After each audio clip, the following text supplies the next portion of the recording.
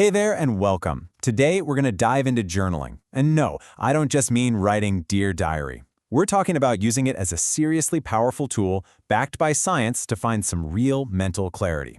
So, let's get into it. Does this feel familiar? You know, that feeling that your mind is just a completely cluttered desk?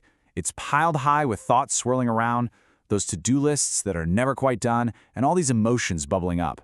It's that state of being totally overwhelmed, where just finding one clear thought feels, well, impossible. Well, what if I told you the solution is actually pretty simple? Journaling is basically a way to clean up that messy mental desk. It's about taking all that chaos spinning around in your head and giving it a place to live on the page. All right, here's the game plan for today.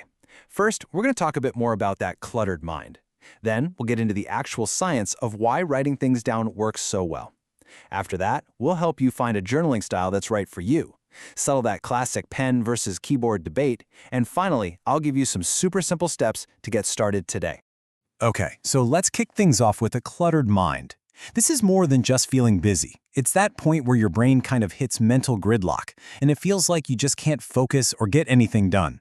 See, when your brain is trying to juggle all your worries, your plans, and your feelings at the same time, it can lead to what's called cognitive overload. And that mental fog, it makes solving problems feel exhausting, and honestly, it usually just cranks up the stress. But here is the really cool part. Journaling isn't just some wellness fad. Its benefits are actually rooted in some serious neuroscience. The simple act of writing things down literally changes how your brain works. So whether you're using a pen or typing away, the physical act of writing gets your brain's own organizational systems fired up. It's like you're tapping your brain on the shoulder and saying, hey, let's actually sort through all this stuff. This all starts with your prefrontal cortex. Now, you can think of this part of your brain as the main organizer, the CEO. When you start writing, you're waking up this analytical center, and it starts taking that messy tangle of thoughts and sorting them into actual, coherent ideas. And while that's happening, journaling also helps to chill out your amygdala. That's your brain's little emotional alarm system.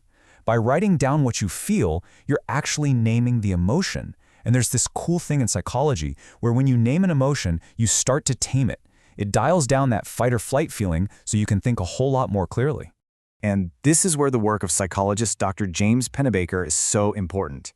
He was a pioneer in this stuff. His research basically showed that when you get your thoughts out of your head, you free up a ton of mental energy. It's literally like taking out the mental trash. Once it's on the page, your brain doesn't have to keep working so hard to hold on to it.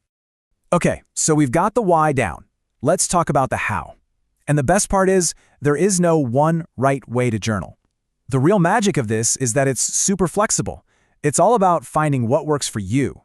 First up, you've got stream of consciousness. This is the ultimate brain dump. Seriously, you just write whatever pops into your head. No filter, no judgment. It is perfect for getting all those jumbled up feelings out in the open. A really popular version of this is called morning pages. It comes from Julia Cameron's book, The Artist's Way. The idea is simple. You write 3 pages by hand, first thing in the morning, basically before your inner critic has had its first cup of coffee. Then you've got gratitude journaling, which is so powerful. It's as simple as it sounds. Every day, you just jot down a few things you're thankful for. By doing this, you are literally training your brain to scan for the good stuff, which is an amazing way to cut through all that negative mental fog. And for anyone out there who loves a good system, you're going to love bullet journaling. This method is awesome because it pulls together your to-do lists, your goals, and your personal reflections all in one place.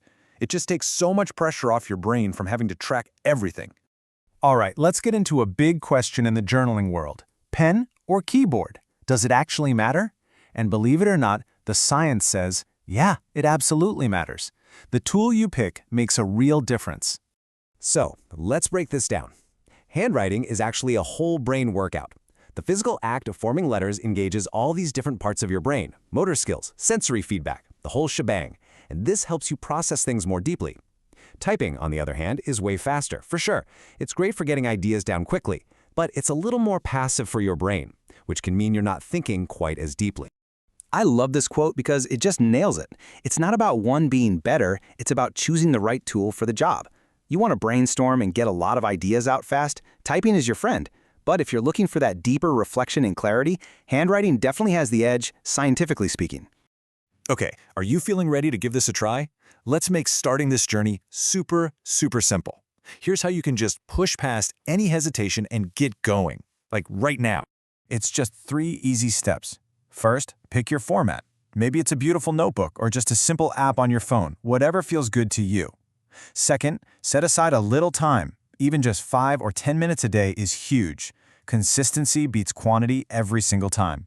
And third, and listen up, this is the most important one, let go of perfection. This is for your eyes only. No judgment allowed. Now, let's head off some of those common roadblocks. Don't know what to write? No problem. Just start with, what's on my mind right now? Feel like you have no time? I get it. Just tack it onto something you already do, like while you're drinking your morning coffee.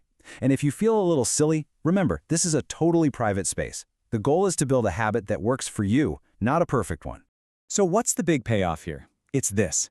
It's going from that state of feeling overwhelmed, stressed, and just stuck in your own head to having organized thoughts, better control over your emotions, and a much sharper focus. So at the end of the day, journaling is so much more than just writing. It's really a conversation with yourself. It's a way to find clarity, to gain insight, and to connect with what's really going on inside. So the only question left is, what wisdom is waiting for you on the other side of that blank page?